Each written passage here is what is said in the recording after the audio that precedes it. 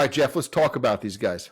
Yeah, this time don't edit it up. So Jeff, I have to say probably other than maybe Brian, probably not Brian. I think I had the most stories with you. Probably. People thought we lived together for 4 years, and we never. Well, we never lived together. Never lived together, but people thought we did for 4 years. Right.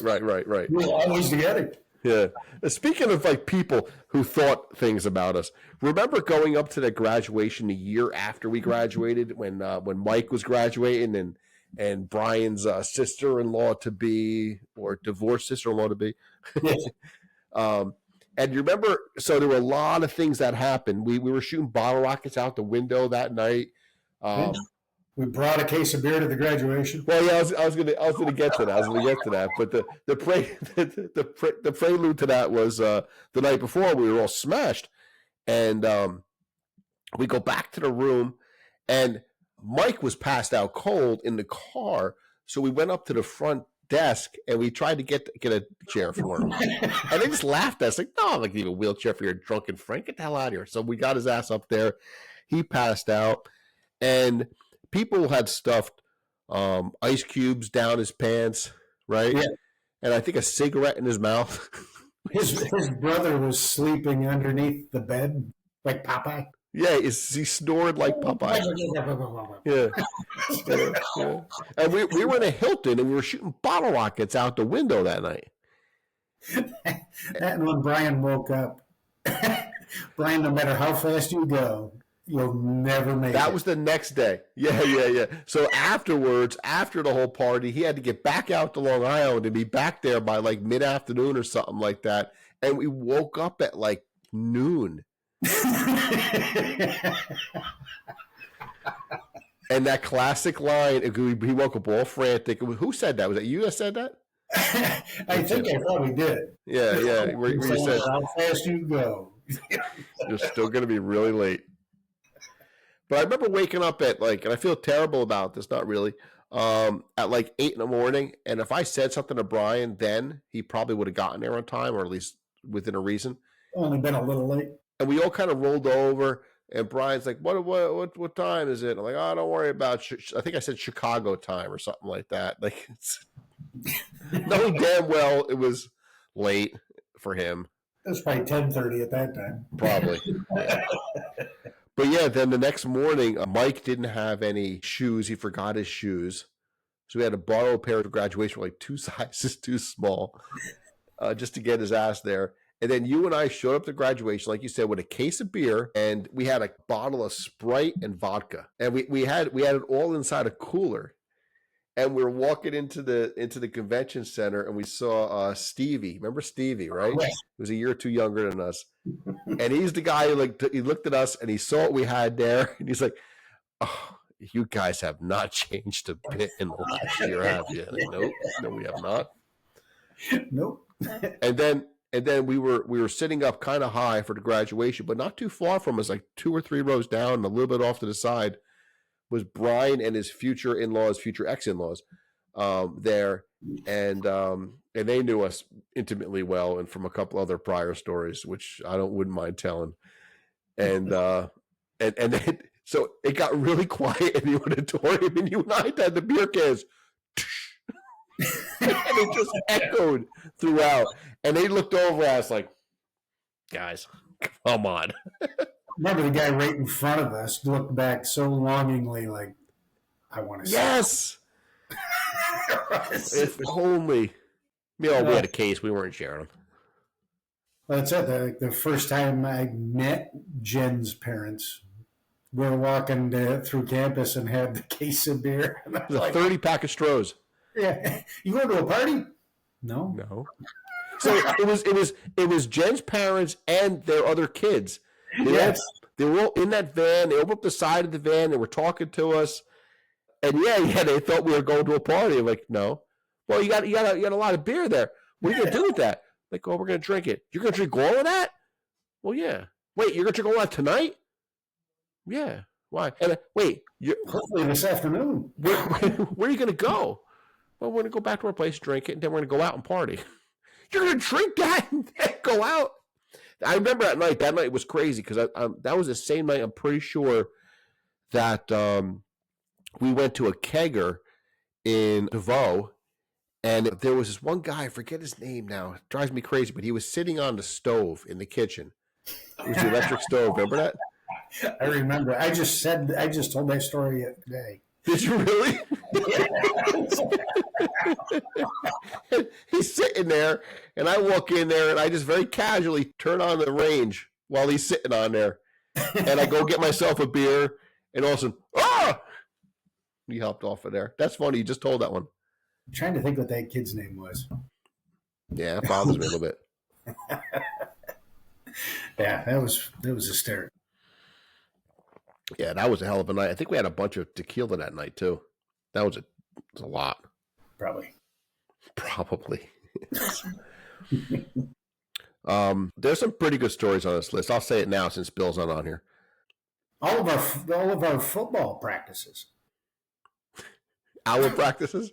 Yeah. Well, we were pros at that time. They were No, I like it. It's our practice. Went up there preseason. It was like a couple days before school started. You and I got up there early, and they were sweating their asses off in August, practicing hard. And you and I sat at the bleachers, and they were doing laps now, and they were walking by us, and we were sitting there. Hey guys, they fucking hated us. It was so funny. Case of beer. God, that was so funny. They were drooling and hating at the same time. Oh yeah, that made it worth it. To see all those guys. Oh yeah, just hating us. I mean, look, either one of us could have been on that team, but why do that when we could? We had our own practicing we were working on. Yeah, I'd much rather on a hot day have a beer than. Yeah, fuck that. Fort Niagara's a great story. Was Fort Niagara the same day as the mud bowling, the human bowling? I don't think so, because I only went to one Fort Niagara because I was always working security at that time. So the only one I went to was the one that the keg was taken. That the police busted us as soon as we got there. That's the only one I ever went to. No, I know, but the mud bowling was not. So the keg got taken from us that day, but then we went back and we bought a bunch of kegs, and we had a kegger back at DeVoe at my apartment, and directly across from us was Espo's. And I don't remember if it was our kegger or maybe they had a kegger at the same time, or it was two different stories.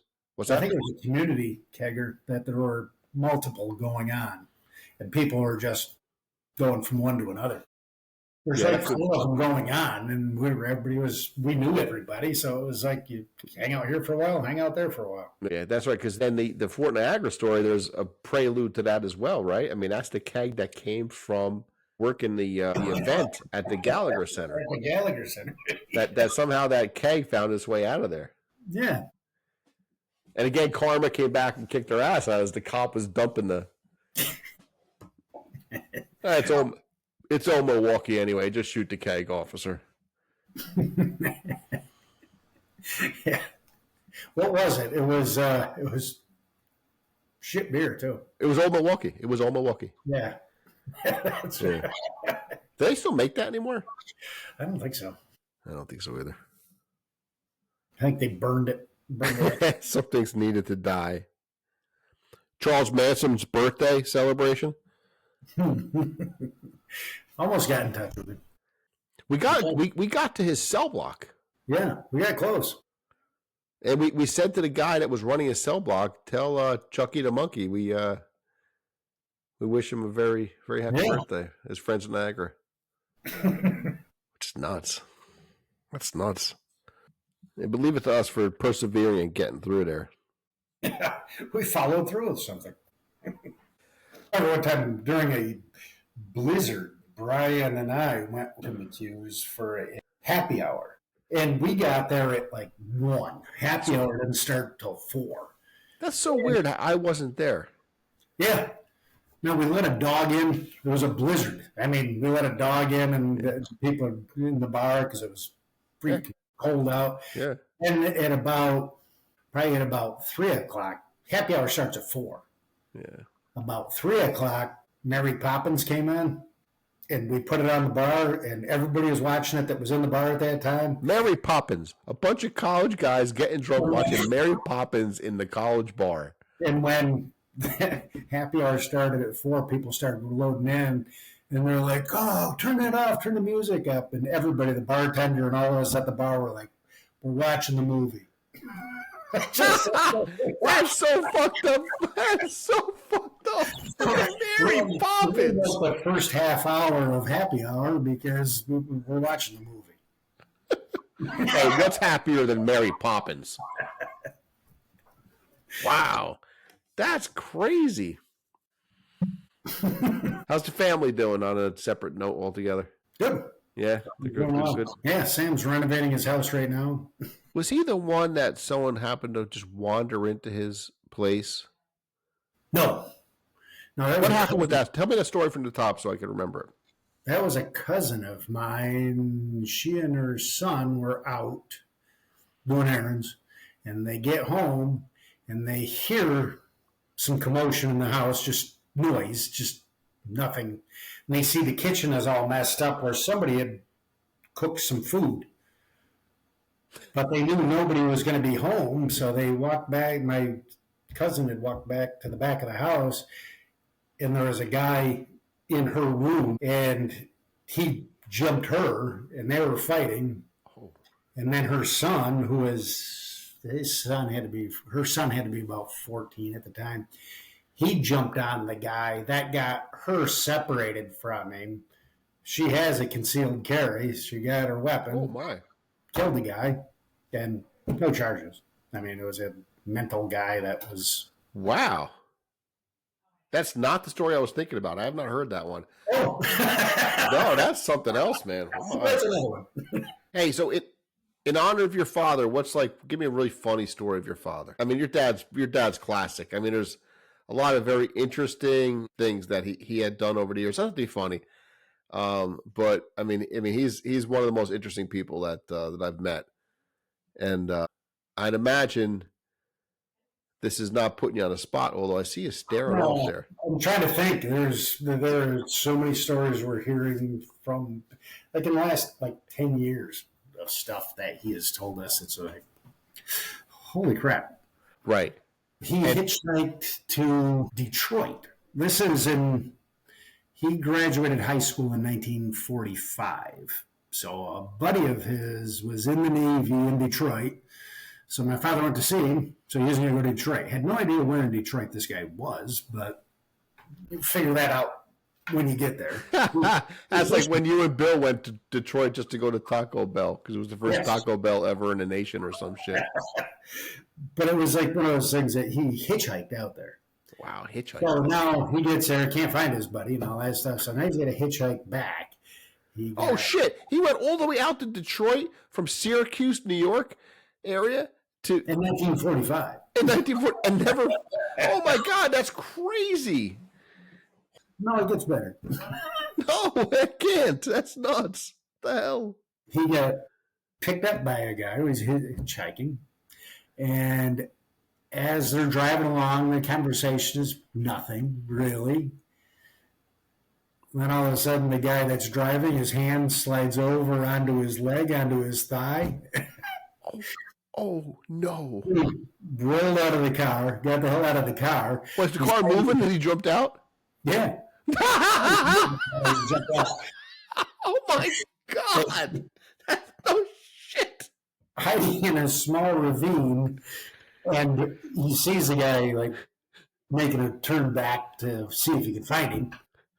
And all that, so he's hiding down there, and he's making his way through the ditch, and he runs into these 3 other kids about the same age, and he's talking with them about getting a ride, and they're like, "Yeah, we're gonna go over, we're gonna steal that car right there," and all that. And now he's like, Jesus Christ, I'm not going to do that either. So he had to break free of them.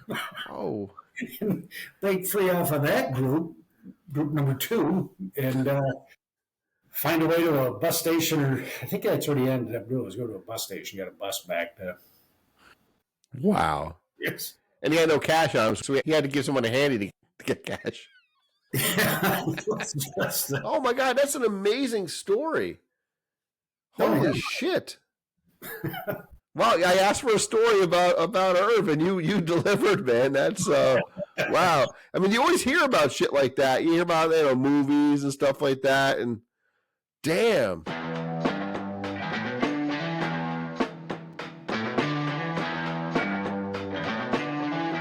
Moving and he jumped out? Yeah.